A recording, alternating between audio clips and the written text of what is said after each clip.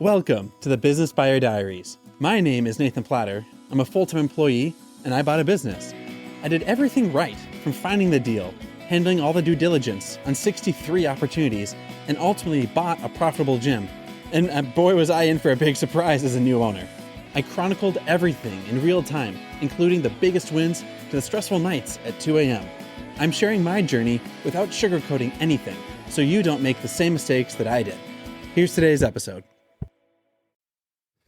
All right. Good evening. So just looking at previous recordings over the past, and it's funny because I'm making all these and I'm just recording them, and the audience doesn't really know like the distance between them. They just know like it's one recording after another. But just looking at the past 4 recordings have come over like 3 weeks. And normally I'm recording every other day. And part of the reason for it, and you may not know that, that's fine. But part of the reason that things have been stressful or tough, well, we had a good month on the sales side, so we have a fine number of people doing the 10-week challenge. That's awesome. That's good. However, that means the next 2 months are going to be kind of rough. And so figuring out, okay, how are we going to monetize? How are we going to keep things fresh? How are we going to smooth out the business curve? How are we going to make this a profitable experience and a good and a valuable experience for the members? Not just profitable for me and the staff, but valuable for the members. Like, everyone's got to win here. And with this tech migration, it's really stress tested the team, and most everyone has done decently well. I screwed up because corporate was sending me Zoom trainings and Zoom videos and stuff, and I didn't spend the time or the energy to make sure that they got those trainings. I screwed up on that, and I've owned that several times with the team. One person in particular is not letting that go. Everyone else is like, all right, we'll figure it out. We'll do one thing at a time. If I get stuck on this, then I can figure it out at a time. Yeah, that's the right attitude. Someone else is like reminding me over and over, hey, you screwed up. Hey, you messed this up. Hey, my job is to now clean up your mess. Literally, like, their job is like, I don't want to like participate in our team meetings because you, owner, have screwed up. So part of it's like, okay, like, I'm the owner. I call the meetings here. If you're on shift and we're meeting. That's insubordination if you do not attend, and that's part of the job.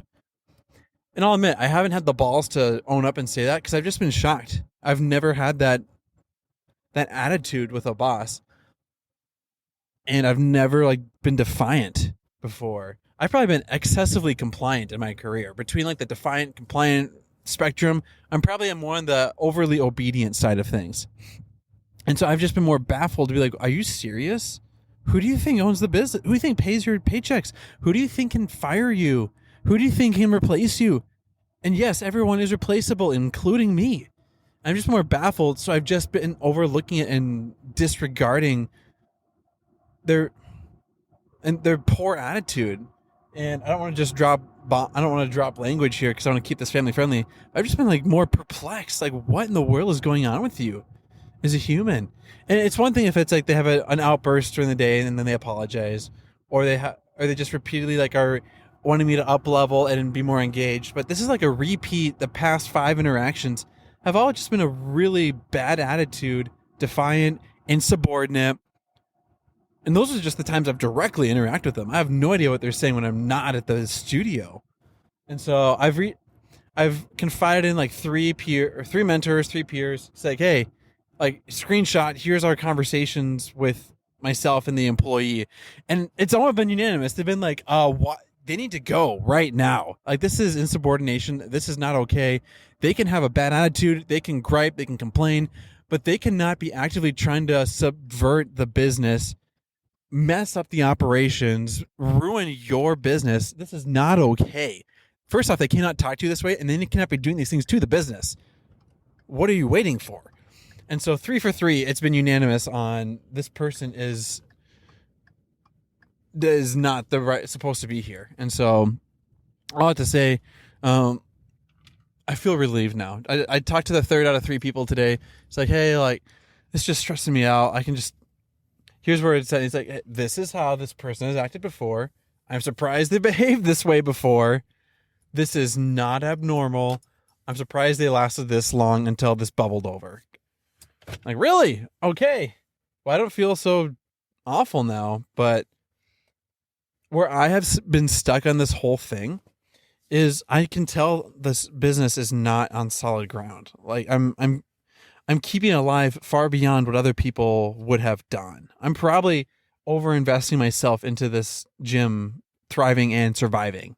And yes, I am being too good of a person. And yes, I am setting myself up to be a hero when I talk about it.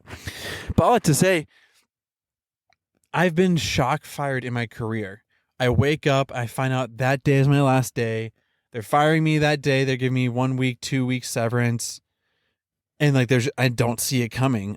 Of the handful of times it's happened, like 2 or 3, like half the time I'm like, this came out of left field. I didn't realize I was like, is there anything I can do to fix this? I'm sorry. I didn't realize I was doing this. Like, can I have a second shot here? Like, and the other times it's like, okay, yeah, I could see it was just a mismatch. They needed something. I was doing something else.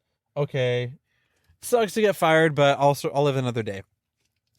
And so I don't want to be that bad guy that I've had in my life. I don't want to be the person that's going around hiring, firing, throwing people's personal budgets off, giving stress for groceries and mortgage. And I put myself in the employee's shoes. And I put my own stress and anxieties to the side. And the fact that so here's the thing here's another item that is tipping me in that this person's not the right fit for the role. There's a handful of reasons why this person needs to go. And they're documented, they're written down. Another one is this person is berating vendors, corporate employees, and other employees because an iPhone app does not work with one of our vendors. That it should work, but it doesn't work the way it used to work. And so now they're going like ballistic on people that are wondering like if they want to do business with me. So like my reputation and my business is being tarnished because someone is going crazy right now. And that, I can't have that. Like that, it's one thing to be insubordinate to the owner. It's another thing to be ruining the business operations with vendors. Like this is not a gray zone. This is a black and white. You're in the black zone. And so part of me has the compassion, give them a third chance, give them a fifth chance kind of heart. And sometimes you just can't keep rescuing people from their toxic habits. And that's tough for me to swallow because someone that's on staff is not at all like me, and I keep thinking that they are, and they're not. So that's where I'm at right now. And right now, as I talk about it and I think about it, after I came to the realization, yep, this person needs to get fired. They need to get let go. I put out a job posting today. I'm starting to collect resumes. I'm going to have someone with an offer accepted before I let this person go. I have to do a transition plan. It's going to be a hot mess. But at the end of the day, here are my 2 options. I can work with toxic, experienced person, and then that's not going to change. Or I can cut them loose, say, hey, sorry, you say you can make double working an easier job, and you're causing damage where you're at. Okay, no, we're parting ways. And then that toxic person is gone. We're still floundering around, but at least this person has a good attitude. They're engaged. They're part of a solution here. And we're not just causing excess drama. And I think that was the tipping point, realizing, okay, I don't want to make the switch. I don't want to hire a new person. I want to train a new person. I don't want to onboard a new person.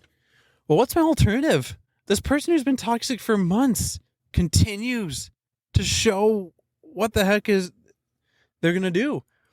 So let's fast forward. Let's say there's 3 decisions you can make in any situation. And this is a sales tactic, so I'm going to use it here. 1, you make a change and you screw up. All right, so you made a change, you screwed up, you're now in a bad spot. Fine. That's one option. Option 2, you make a change. Well, that's actually really option 2. The real option 1 is you make a change and it works out and everyone loves the change. Everyone's happy. That's the daydream outcome. That's the dream outcome. Okay, that's option 1. Option 2, you make a change, you take a risk, and it doesn't work out. It's the wrong hire. You wasted money. You have to go through it again. That sucks. That's option 2. Option 3 is you do nothing.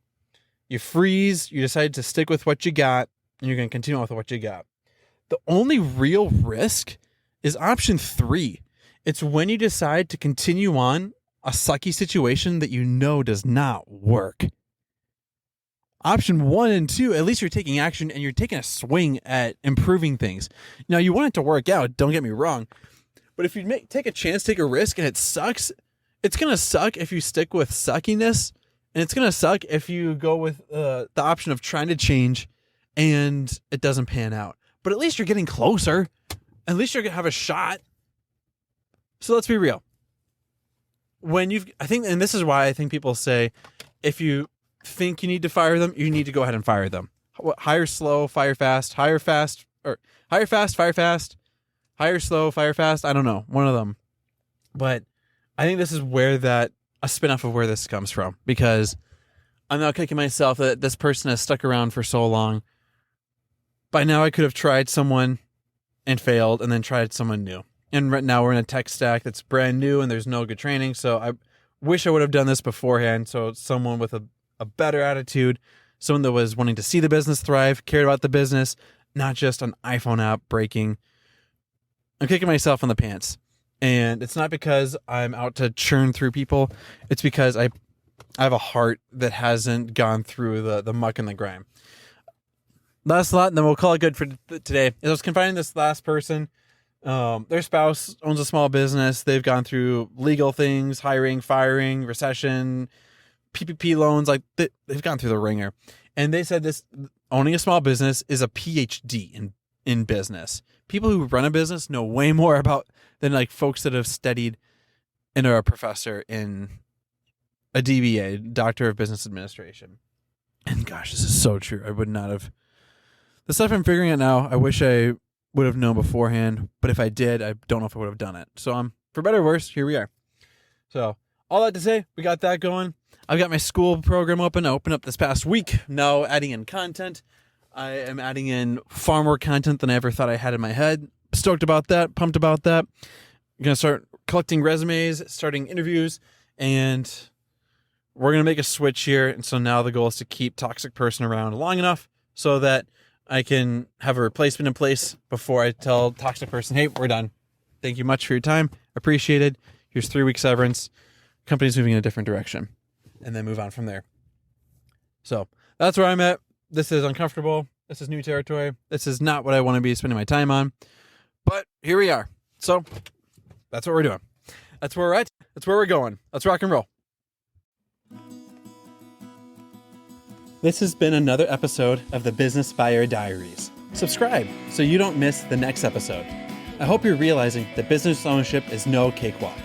Check the podcast notes for a link to the DIY due diligence program, the complete list of show sponsors, and for media inquiries.